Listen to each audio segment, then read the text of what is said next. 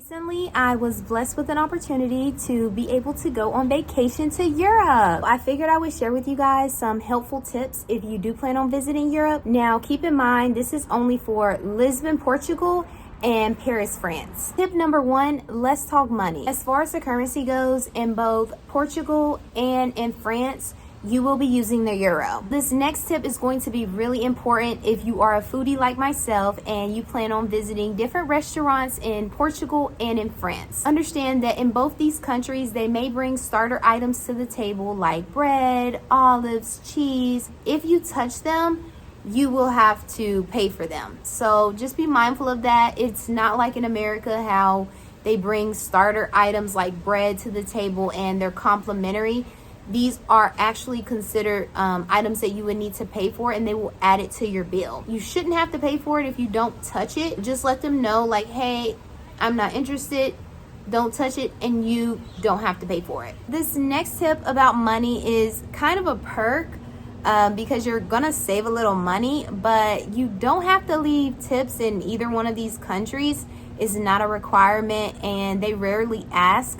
I only got asked one time when I was in Portugal if I wanted to leave a tip, and I left a tip. Now, if you're curious about how do you buy things, how do you make purchases, they take credit cards in both countries. From my experience, I didn't have any issues with that. One thing I will say is if you do purchase something with your credit card, make sure the business or the merchant has the machine out in front of you. It's not like in America how you give them your credit card and they go to the back. It's a security thing and they should be doing it in front of you. So just keep that in mind. The euro is very similar to the dollar bill in amount, but if you are curious to know how much in dollars you're spending in euros and vice versa, I will show you guys an app that I personally use, and this helps out tremendously. I use this in other countries and I don't have any problems. The only thing is there's a few ads that come up here and there, but they're only for like 10 seconds.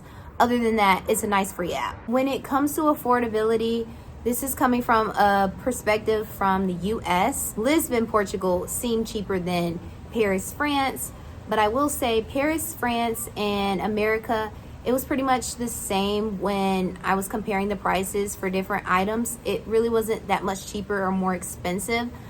I will say Portugal, it did seem like I could get more for my American dollar. It just seems like the prices were higher in Paris than in Portugal. Now I want to give you guys some travel tips for communication. Like any other country, there may be a language barrier, and that's okay. I'll show you guys the translation app that I used. It was this one right here, and it made my trip so much more easier to get around, to speak to people. If I was in an Uber, I would just pull up the translation if they didn't speak English, and I would show them what was on there and it would translate it for me, and it made my trip so much easier. And the really cool thing about this app is you can actually take pictures. So if you are in a location and you want to make sure, okay, is this the women's bathroom or the men's bathroom, you can kind of snap a picture to make sure you're going in the right one. It's just important to know overall where you're going and the name of the location. Also, I will say if you want to try authentic restaurants, they are in their local language, and so this app will actually translate the picture into the language that the menu is in. So this comes in handy if you are someone that wants to try a authentic Parisian restaurant, or if you want to try an authentic Portuguese restaurant. This app will make it such a breeze, and you'll be able to enjoy your meal, and you also know what you're ordering. Now, I did want to talk about the culture communication in both countries from my experience. When I was in Paris, it just seemed like as long as you said bonjour, je m'appelle Asha, you know, a little French here and there, the communication just flowed. In Portugal, it just seemed like they were a little bit more blunt and quick at the mouth. Personally, that was just a kind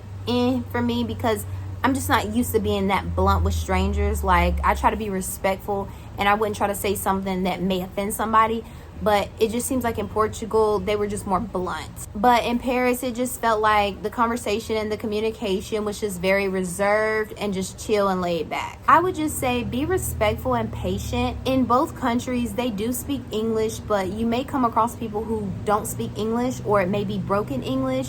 and just be patient with them and respectful and understand that you're visiting their country. Now, the next travel tip I want to share with you guys is, if you can, make sure you get a eSIM. I got an eSIM through Airlo. I ended up getting an eSIM that I could use for multiple European countries. So once I left Paris, I was able to just use my eSIM as it was when I got to Portugal. So that worked out perfectly. I believe I only spent about $40 to $60 total for both countries. And that's for somebody who uses a lot of data. I was on my phone, I would say probably at least 7 hours a day. But I definitely will use Airlo again because I had zero issues with them. Communication was perfect. Let's get into a few travel tips I have for transportation. In both Portugal and France, I used Uber to get around and I had no issues whatsoever. When I was in Portugal, I used the Uber Black more than the Comfort. I just preferred to use the Black. But in Paris, I definitely used the Comfort to get around and it was perfect. This wraps up my travel video. Always remember to do your own research as much as possible before you visit any country. Have a blessed and highly favored day. Bye.